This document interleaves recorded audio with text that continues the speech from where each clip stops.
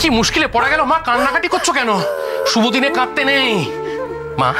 মা ঠাম্মা কি বলে শুনুনি, শুভ দিনে কাঁদলে ঘোর অমঙ্গল হয়। মেয়েটা কাল পরের বাড়ি চলে যাবে আর আমি কাঁদবো না। তা তো বটে, কি মুশকিলে পড়লাম। এই কান্নাকাটি আমি একদম নিতে পারি না। মা বলছি বাবাকে ডেকে দেবো? তোর বাবা কি করবে? আমার চোখ মুছিয়ে দেবে।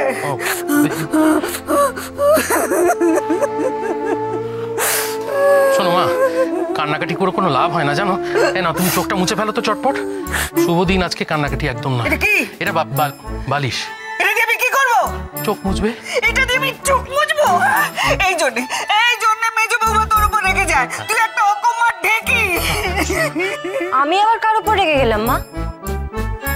সর্বনাশ করেছে, মোক্ষম সময় ঢুকে পড়েছে। এবার কোন কথা থেকে কোন কথায় গিয়ে কুরুক্ষেত্র বাঁধাবে কে জানে। মা বলছি আমার তো অনেক দায়িত্ব, বোনের বিয়ে, আমি যাই। দাঁড়া দাঁড়া দাঁড়া, মার কাছে আমার নামে কি নালিশ করছিল শুনি? নালিশ? হ্যাঁ তোমার নামে? পাগল। ওই দুজনে রাম রাবণের যুদ্ধ বাঁধিয়ে দিল। শান্তিতে দুদণ্ড কাঁদবো সেটারও আমার উপায় নেই। কাল আমার মেয়েটা পরের বাড়ি চলে যাবে। মা, মা গো। তুমি কোথায় যাচ্ছ? বিশ্বাস করো নন্দা, আমি মায়ের কাছে তোমার ব্যাপারে কোনো নালিশ করিনি। কি করবো বলো, তোমার দয়ায় তোমার পায়ের ধুলো হয়ে আমি বেঁচে পড়তে রয়েছি। তোমার গুণকীর্তন করা ছাড়া আমার আর কি উপায় আছে বলো? মা, মা তুমি কেঁদো না। একদম নড়বে না। একটা কথা বলো তো আমায়।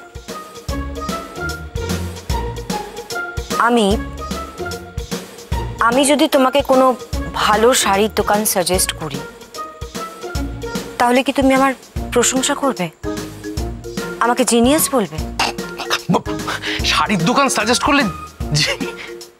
দেখো নন্দা, মানে তোমার প্রশংসা করার মতো অনেক বিষয় আছে, তোমার অনেক গুণ, কিন্তু শাড়ির দোকান সাজেস্ট করলে না নন্দা, এরকম একটা বোকা বোকা বিষয় তোমায় জিনিয়াস বলবো, এতটাও বোকা আমি নই।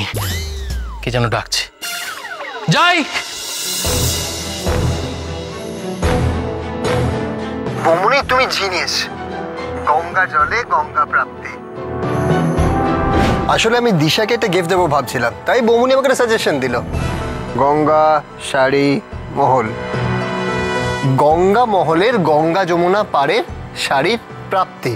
বুঝলি দিদি? আমার ভাই মিথ্যে বলে আমাকেই বোকা বানালো।